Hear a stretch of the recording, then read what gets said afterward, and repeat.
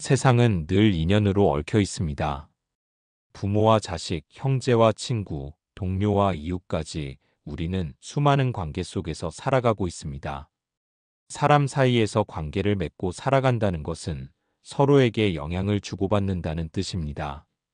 그래서 사람들은 오래전부터 남에게 잘해주면 복이 된다라고 말해왔습니다. 남을 돕고 선행을 쌓으면 좋은 과보가 돌아온다는 진리는 불교에서도 강조하는 바입니다. 그러나 모든 것이 그렇듯 정도를 넘으면 오히려 해가 되기도 합니다. 사람에게 너무 지나치게 잘해주면 의도와 달리 복이 떠나고 인연이 어긋나는 경우가 생기기도 합니다. 복은 씨앗과 같습니다. 좋은 땅에 뿌려져야 싹이 트고 열매를 맺습니다. 그런데 아무리 좋은 씨앗이라도 돌밭에 뿌려지면 뿌리 내리지 못합니다. 또 좋은 열매를 맺으려면 햇볕과 물이 알맞아야지 너무 많거나 모자라면 곧 시들어버립니다. 우리가 사람을 대할 때의 선행과 친절도 이와 같습니다. 선행은 분명히 복의 씨앗이 되지만 지혜 없이 베푸는 것은 그 씨앗을 돌밭에 던져버리는 것과 다르지 않습니다. 부처님께서는 자비에는 반드시 지혜가 함께해야 한다라고 말씀하셨습니다. 지혜 없는 자비는 상대의 욕심을 키우고 자신의 복을 갉아먹는 결과를 가져옵니다. 마치 불이 따뜻하게 데워줄 수도 있지만 제어하지 못하면 집을 태우는 것과 같습니다. 남에게 잘해주는 마음이 처음에는 따뜻한 불길처럼 보일 수 있으나 그것이 조절되지 못하면 결국 자신과 상대 모두를 태우게 됩니다. 세상에는 이런 경우가 많습니다. 한 사람에게 너무 잘해주다 보면 어느 순간 상대가 그것을 고마움으로 여기지 않고 당연한 것으로 받아들이게 됩니다. 감사가 사라지고 권리처럼 여겨지면 그 인연은 이미 사가버린 것입니다. 또 자신을 돌보지 못한 채 남을 위해 무리하게 헌신하다 보면 몸과 마음이 병들고 결국 원망과 서운함만 남게 됩니다. 남에게 잘해주었는데 왜 이런 결과가 생기는가 하고 괴로워하지만 사실은 복을 쌓는 방법을 잘못 쓴 데에 그 원인이 있습니다. 우리가 행하는 모든 선행과 나눔에는 반드시 분별이 필요합니다. 불교에서는 이것을 지혜로운 보시라고 합니다. 단순히 많이 베푸는 것이 복을 짓는 길이 아니라 상황에 맞게, 인연에 맞게, 지혜롭게 베푸는 것이 참된 공덕을 낳습니다. 무분별한 선행은 상대의 탐욕을 키우고 나의 복을 흩트리며 결국 악연으로 이어질 수 있습니다. 반대로 지혜로운 선행은 작은 것이라도 크게 꽃피워 자신과 상대 모두를 살리는 인연이 됩니다. 따라서 이번 법문에서는 사람에게 너무 잘해주면 복이 떠나는 이유라는 주제를 통해 우리가 어떻게 지혜로운 자비를 실천해야 하는지, 어떻게 해야 복을 잃지 않고 오히려 키울 수 있는지를 하나하나 살펴보겠습니다. 잘해주면서도 지혜로운 길을 걸어야 합니다. 자비로우면서도 자기 자신을 해치지 않아야 합니다. 이것이 바로 복을 지키고 더 크게 하는 길입니다. 부처님께서는 늘 말씀하셨습니다. 너 자신을 먼저 바르게 세우라. 그래야 남도 바르게 할 수 있다. 우리가 복을 지키며 베푸는 길은 자신을 먼저 바로 세우고 그 위에서 자비를 실천하는 것입니다. 그럴 때 우리의 선행은 허공에 흩어지지 않고 인연을 살리며 복을 더욱 두텁게 쌓게 됩니다. 이제부터 우리는 5편의 이야기 속에서 왜 지나친 잘해줌이 복을 떠나게 하는지, 그리고 어떻게 하면 올바른 선행으로 복을 지킬 수 있는지를 함께 살펴보겠습니다. 그것이 바로 삶을 바르게 세우는 지혜이며 인연을 바르게 이어가는 자비의 길입니다. 1편. 분별 없는 베풀면 복을 소모합니다. 사람은 누구나 남에게 잘해주고 싶어 합니다. 그것이 인간의 본성이며 따뜻한 마음에서 나오는 자비심입니다.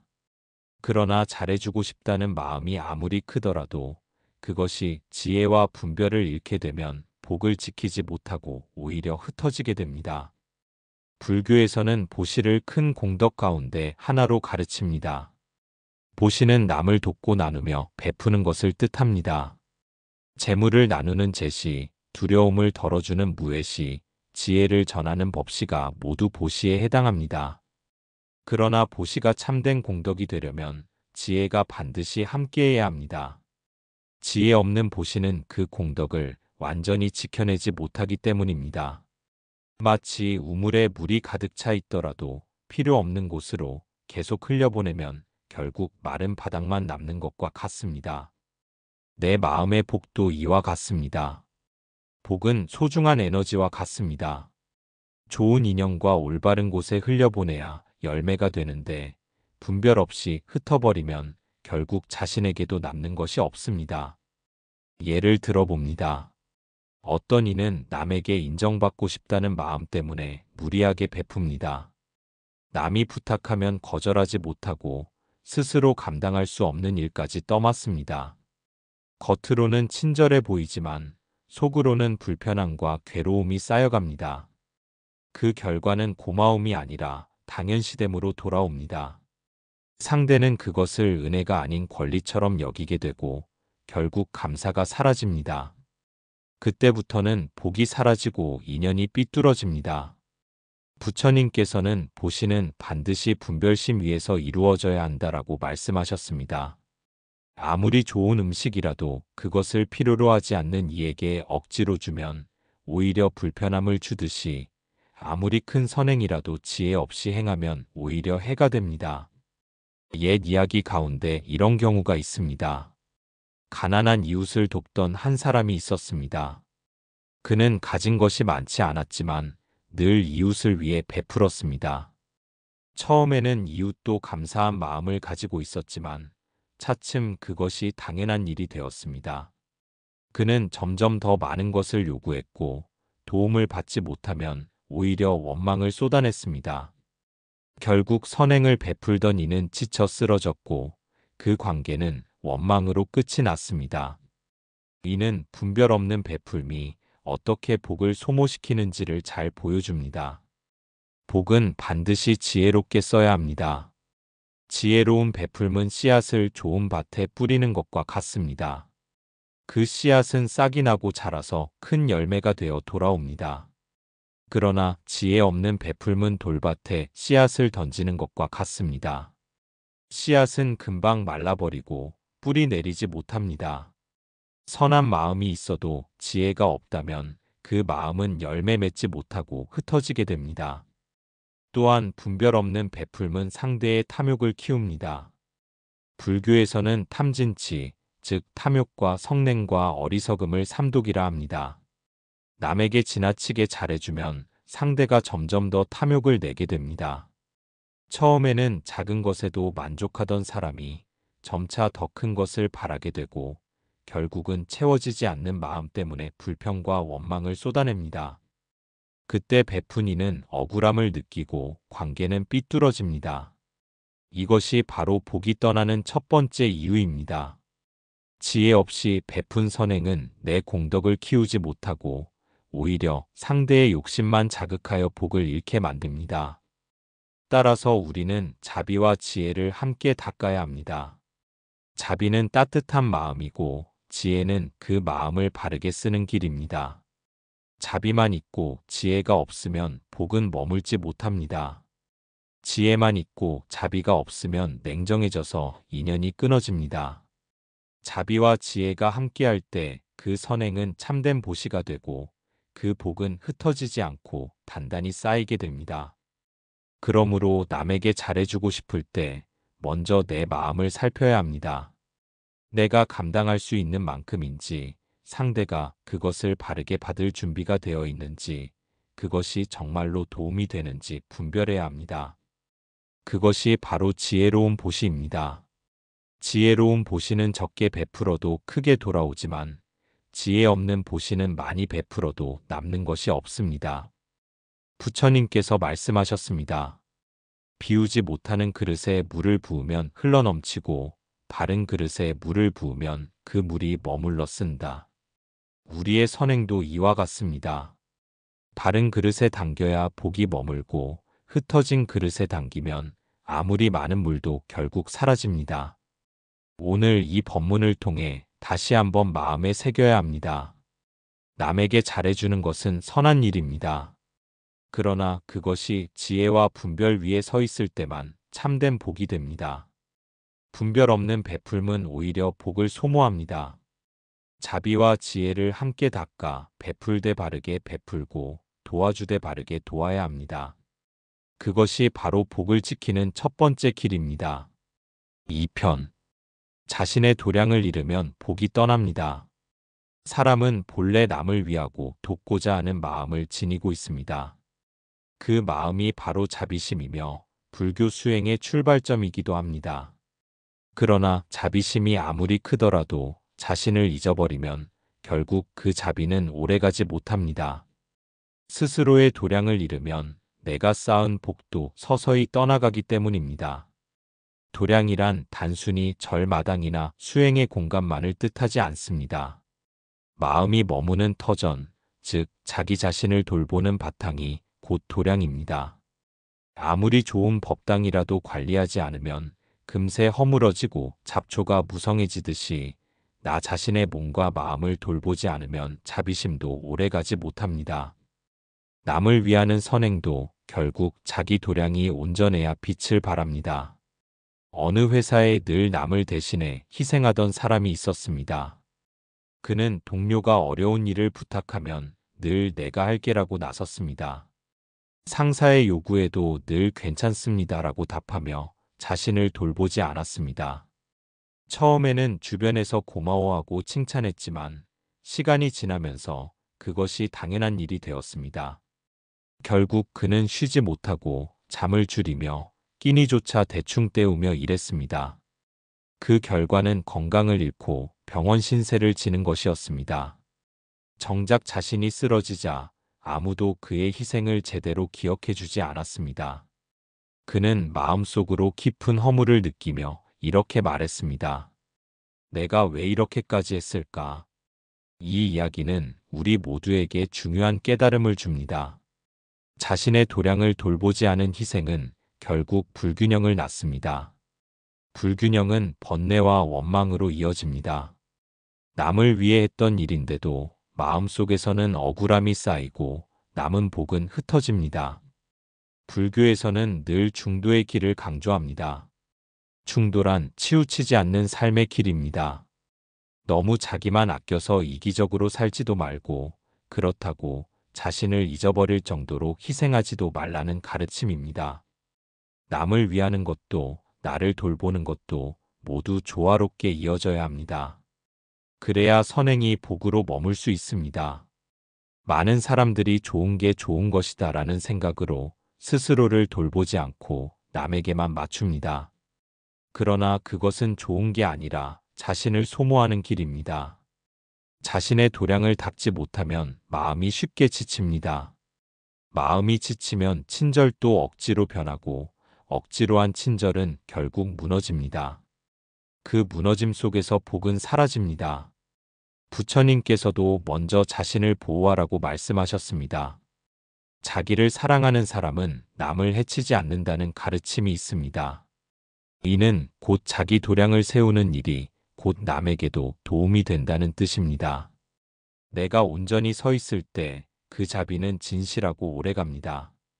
만약 병든 나무가 있다면 아무리 좋은 열매를 맺고 싶어도 불가능합니다.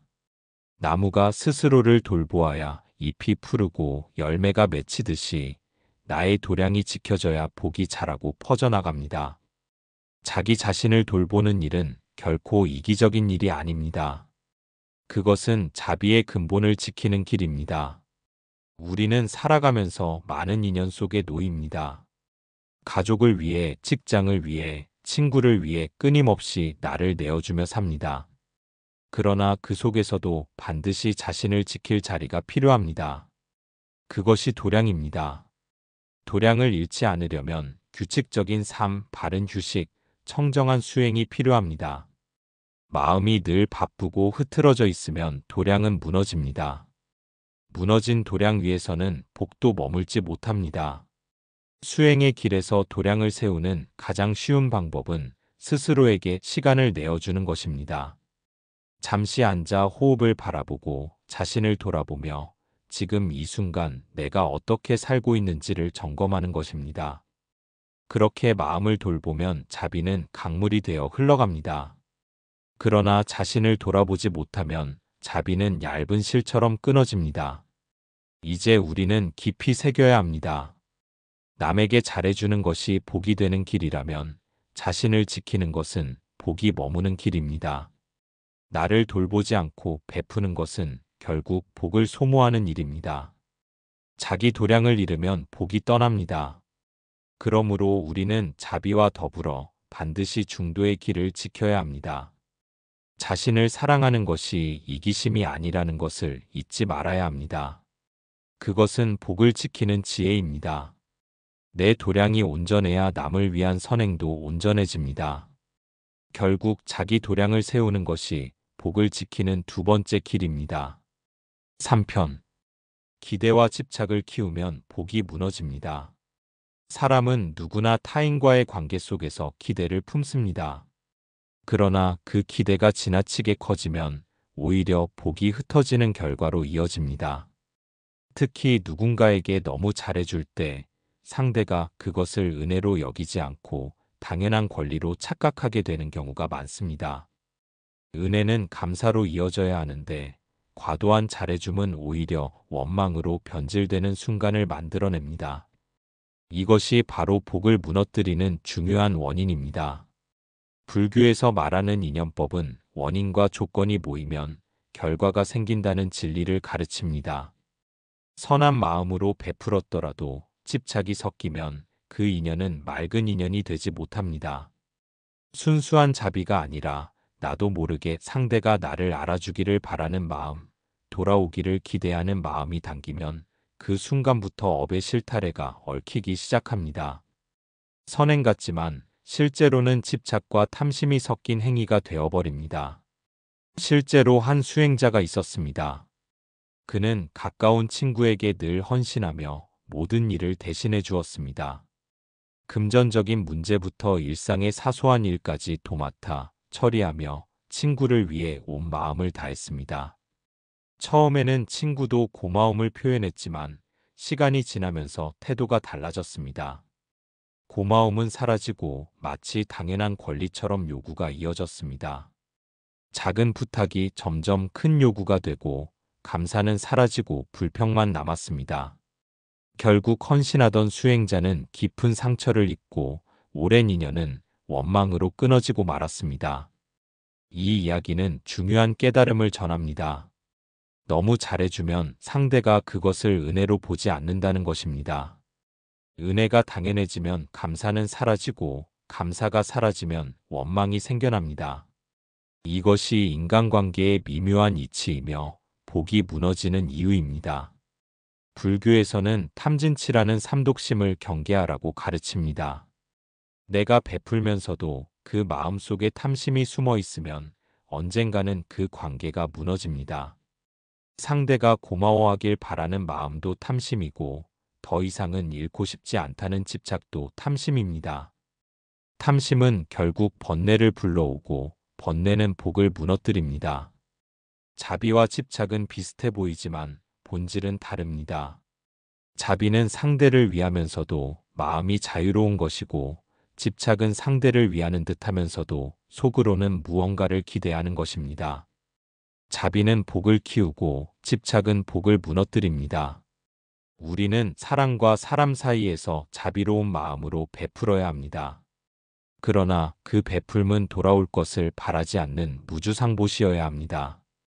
무주상보시는 베푼 자리조차도 잊어버리는 보시입니다. 내가 이렇게 해주었으니 너도 나를 알아줘야 한다는 마음이 사라질 때 비로소 복은 오히려 더 크게 자라납니다. 기대와 집착을 내려놓는 것은 쉽지 않습니다. 그러나 수행의 길은 늘 내려놓음의 길입니다. 내려놓을수록 마음은 가벼워지고 가벼워진 마음에는 복이 머무릅니다. 그러므로 관계 속에서 잘해주되 그 잘해줌이 집착이 되지 않도록 늘 스스로를 살펴야 합니다. 결국 복을 지키는 길은 기대 없는 자비에 있습니다. 감사는 상대의 몫이지만 집착을 놓는 것은 나의 몫입니다.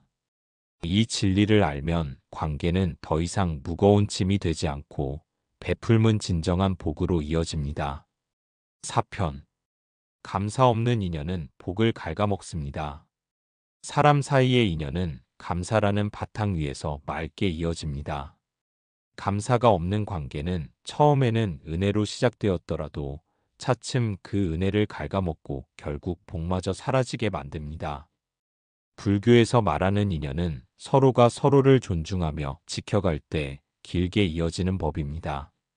그런데 감사가 사라진 인연은 이미 뿌리가 말라버린 나무와 같아서 아무리 물을 주어도 다시 푸르게 살아나지 못합니다. 사람에게 너무 잘해주는 일이 무조건 좋은 결과만을 낳는 것은 아닙니다. 상대가 그 잘해줌을 은혜로 여기지 않고 당연하게 받아들이면 그 순간부터 복은 서서히 깎이기 시작합니다. 감사 없는 인연 속에서 베푸는 것은 마치 밑 빠진 독에 물을 붓는 것과 같아 아무리 애써도 채워지지 않고 오히려 나의 마음과 복만 소진됩니다. 불교에서는 공양이라는 수행이 있습니다. 공양은 단순히 무언가를 바치는 행위가 아닙니다. 그 안에는 존중과 감사, 그리고 맑은 마음이 담겨야 합니다. 공양의 본질은 물질이 아니라 마음에 있습니다. 상대가 감사할 줄 모른다면 이미 그 관계는 공양이 아닌 소비가 되고 맙니다. 감사가 없는 곳에 자비를 흘려보내면 그것은 자비가 아니라 집착으로 바뀌게 됩니다. 실제로 한 어머니가 있었습니다. 평생 자식들을 위해 헌신하며 자신을 희생하고 삶을 다 바쳤습니다. 먹고 싶은 것도 입고 싶은 것도 참으며 자식들에게만 쏟았습니다. 그런데 나이 들어서는 그 자식들에게서 돌아오는 것은 감사가 아니라 원망이었습니다. 더해주지 못한다고 불평을 듣고 해온 것조차 당연하다는 말을 들었습니다. 어머니는 깊은 상처를 받았고 결국 남은 생애는 외로운 마음으로 채워야 했습니다. 이는 단순히 부모 자식의 문제가 아니라 모든 인간관계에 똑같이 적용되는 이야기입니다. 감사가 사라진 인연은 결코 복으로 이어지지 않습니다. 우리가 인연을 이어가는 데 있어 중요한 지혜는 바로 감사가 있는가 없는가를 살피는 것입니다. 감사가 있는 인연은 비록 작은 것 하나를 주고받아도 서로의 마음이 풍요로워집니다. 그러나 감사가 없는 인연은 아무리 크게 베풀어도 공허함만이 남습니다.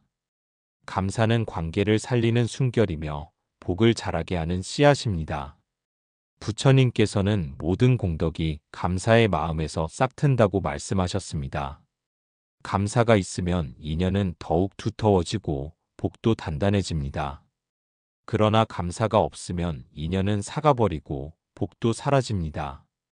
그러므로 우리는 인연을 볼 때 감사가 있는지 없는지를 살펴야 합니다. 잘해주면서 감사가 없는 인연을 억지로 붙잡을 필요는 없습니다. 그것은 오히려 내 복을 갉아먹는 일일 뿐입니다. 맑은 인연은 감사로 이어지고 삭은 인연은 감사가 사라집니다. 지혜로운 사람은 감사 없는 인연을 무겁게 붙잡지 않고 감사 있는 인연을 더욱 소중히 지킵니다. 결국 복을 지키는 길은 감사 위에 서 있는 관계를 키워가는 데 있습니다.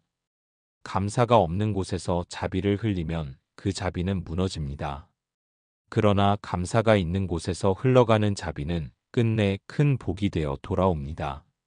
그러므로 우리는 감사 없는 인연을 알아차리고 내려놓을 줄 아는 지혜를 가져야 합니다. 5편. 복을 지키는 올바른 자비의 길. 사람에게 잘해주는 것은 선행입니다. 그러나 무분별하게 잘해주면 그 선행은 복으로 이어지지 못하고 오히려 내 삶을 갉아먹게 됩니다. 자비와 지혜가 함께 있어야 비로소 복은 지켜지고 더 크게 자라납니다. 불교는 언제나 자비와 지혜의 균형을 강조합니다. 자비는 모든 존재를 품으려는 따뜻한 마음이지만 지혜가 함께하지 않으면 그 자비는 집착과 번뇌로 흐르게 됩니다. 복을 지키는 자비는 자기 자신까지 포함하는 자비입니다. 남을 위하면서도 자신을 소홀히 한다면 그 자비는 불균형에 빠지고 맙니다. 자기 자신을 돌보는 것은 이기심이 아니라 온전한 수행의 길입니다. 내 마음을 살피고 내 삶을 바르게 세워야 그 힘으로 남을 도울 수도 있습니다. 내 안이 고갈되면 남에게 줄 수 있는 것도 사라지기 마련입니다. 그러므로 복을 지키려면 자신을 향한 자비가 먼저 자리를 잡아야 합니다. 한 수행자가 있었습니다. 그는 늘 가난한 사람을 돕고 주변 사람에게 베풀기를 멈추지 않았습니다. 그러나 정작 자기 삶을 돌보지 않았습니다. 몸은 병들었고 마음은 지쳐갔습니다. 결국 그는 베풀 힘조차 잃게 되었습니다. 그는 나중에 깨달았습니다. 나를 먼저 바로 세우고 돌보아야 남을 돕는 것도 오래 이어갈 수 있구나. 이 깨달음은 단순한 이기심이 아니라 지혜로운 자비의 길이었습니다. 또한 자비를 베풀 때는 경계를 분명히 하는 것이 필요합니다. 무조건 다 들어주는 것이 자비가 아닙니다. 상대가 감사할 줄 모르는 인연, 나를 이용하는 인연을 끝까지 붙잡는 것은 자비가 아니라 집착입니다. 경계 없는 선행은 결국 스스로를 해치고 상대의 마음도 그릇되게 만듭니다. 그러므로 복을 지키려면 지혜로운 경계가 반드시 필요합니다. 불교에서는 무주상 보시를 가르칩니다. 집착하지 않고 베풀라는 뜻입니다. 내가 베풀었다는 생각에도 머물지 않고 받은 사람이 반드시 보답하리라는 기대에도 머물지 않는 보시입니다. 이런 보시는 나도 가볍고 상대도 자유롭게 합니다. 이것이야말로 복을 지키는 올바른 자비입니다. 기대와 집착이 섞이지 않은 나눔은 끝내 더 큰 복이 되어 돌아옵니다. 자비는 분별 없는 희생이 아닙니다. 자비는 상대를 돕되 나 자신도 함께 지키는 균형의 길입니다. 자비는 베풀되 감사 없는 인연은 내려놓을 줄 아는 지혜입니다. 자비는 남을 위하면서도 스스로를 파괴하지 않는 올바른 길입니다. 이렇게 지혜로 다스린 자비야말로 참된 복을 지키는 길입니다. 복은 단순히 떠나가는 것이 아닙니다. 우리가 어떻게 지키느냐에 따라 머물기도 하고 흩어지기도 합니다. 무분별한 선행은 복을 잃게 하지만 지혜로운 자비는 복을 단단히 붙잡아 줍니다. 그러므로 우리는 베푸는 순간마다 스스로에게 물어야 합니다. 이 나눔에 지혜가 함께하고 있는가? 결국 복을 지키는 자비의 길은 나와 남을 함께 살리는 길입니다. 내 마음을 지키면서 남을 돕고 경계를 세우면서도 따뜻함을 잃지 않는 길입니다. 자비와 지혜가 함께할 때 복은 떠나지 않고 더 크게 자라납니다. 지혜로운 나눔이 곧 참된 복을 불러오는 길입니다. 우리가 살아가는 동안 사람들에게 잘해주는 일은 참으로 소중한 덕행입니다. 그러나 앞서 살펴본 것처럼 그 잘해줌이 지혜와 함께하지 않으면 복은 머무르지 못하고 흩어지고 맙니다. 5편에서 말씀드린 바와 같이 복을 지키는 자비는 자기 자신까지 아우르는 자비이며 경계와 균형 속에서 이루어지는 자비입니다. 바로 그 지혜로운 자비가 복을 오래도록 머물게 하고 더 크게 자라게 하는 힘이 됩니다. 사람에게 잘해주는 것은 분명 선행입니다. 그러나 분별 없는 선행은 자비가 아니라 번뇌가 됩니다. 남을 위한다고 하면서 정작 자기 삶은 황폐해지고 상대는 그 호의를 당연하게 여기며 오히려 원망을 쌓는 경우도 있습니다. 그러므로 우리는 베푸는 마음을 지혜로 단속해야 합니다. 불교에서 말하는 자비와 지혜의 쌍수란 바로 이 균형을 뜻합니다. 지혜로운 마음은 자비를 왜곡되지 않게 합니다. 감사 없는 인연에 끝없이 매달리지 않고 나를 해치는 인연에 무너져버리지 않게 합니다. 지혜로운 마음은 또한 내 마음을 먼저 살펴 나를 지켜주고 그 바탕 위에서 다른 이를 도와줄 힘을 길러줍니다. 이러한 마음으로 베푸는 나눔은 결코 헛되지 않으며 반드시 복으로 돌아옵니다. 복은 단순히 쌓이는 것이 아니라 지켜야 하는 것입니다. 우리가 어떻게 행하느냐에 따라 머물기도 하고 떠나기도 합니다. 잘해주는 것이 다 복이 되는 것이 아니라 바른 분별과 지혜로 행해질 때만 복이 지켜집니다. 결국 복은 무조건적인 베풀매서 오는 것이 아니라 지혜로운 나눔에서 더 크게 피어납니다. 그러므로 오늘 이 본문을 마무리하며 다시 한번 말씀드립니다. 사람에게 잘해주는 것은 소중한 일입니다. 그러나 나를 잃지 않고 감사할 줄 아는 인연을 살피며 자비와 지혜의 균형을 세워야 합니다. 지혜로운 마음이 있을 때만 자비는 온전하고 그 자비 속에서 복은 떠나지 않고 머물게 됩니다. 지혜로운 자비가 곧 복을 지키는 길입니다.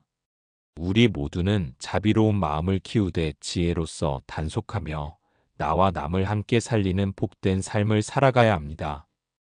그렇게 할 때 비로소 복은 더욱 커지고 우리 삶은 더욱 평안해집니다.